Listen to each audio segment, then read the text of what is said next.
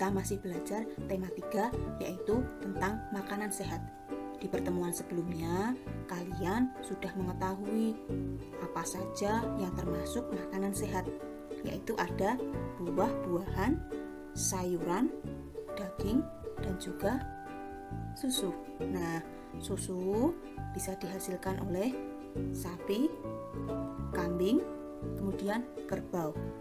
Nah, ketiga hewan ini termasuk hewan ruminansia. Apa itu hewan ruminansia? Hewan ruminansia adalah hewan pemakan tumbuhan yang mencerna makanannya dalam 2 langkah, yaitu menelan makanan, kemudian mengeluarkan kembali makanan yang sudah setengah dicerna dari perutnya dan mengunyahnya lagi. Wah, terlihat aneh ya, tetapi memang seperti itu prosesnya.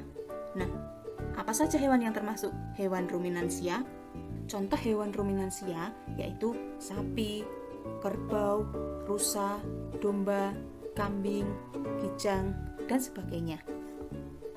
Lalu, bagaimana ya sistem pencernaan hewan ruminansia? Kali ini, hewan ruminansia yang akan kita bahas yaitu sapi. Jadi, kita akan mengetahui proses atau sistem pencernaan pada sapi. Organ pencernaan pada sapi terdiri dari mulut, kerongkongan atau disebut juga esofagus, kemudian lambung, usus halus, usus besar, dan anus. Mulut merupakan tempat masuknya makanan. Di dalam mulut terdapat gigi, lidah, dan juga saliva. Gigi pada sapi tersusun atas gigi seri dan gigi geraham.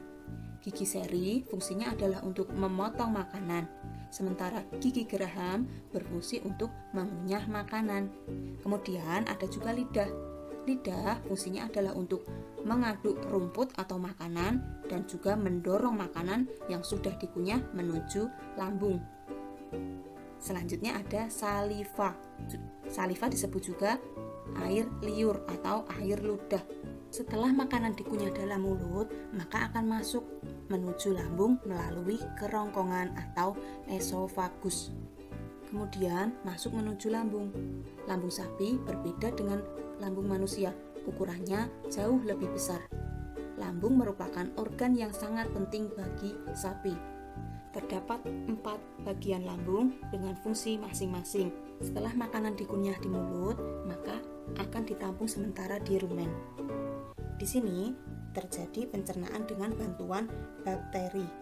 Makanan dicerna hingga menjadi bubur dengan gerakan mengaduk yang dilakukan oleh dinding rumen.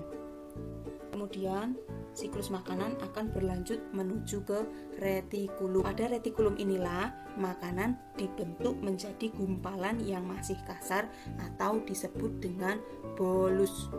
Setelah menjadi gumpalan atau yang disebut dengan bolus, ternyata yang terjadi bukan langsung melanjut ke bagian berikutnya, tetapi dimuntahkan dulu kembali ke mulut untuk dikunyah lagi.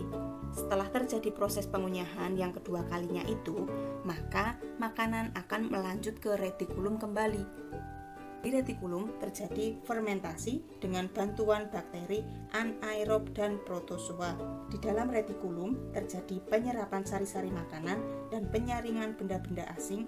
Setelah melewati proses tersebut, siklus makanan berlanjut menuju omasum. Di dalam omasum, makanan dicerna dengan bantuan enzim pencernaan, kemudian menuju ke abomasum.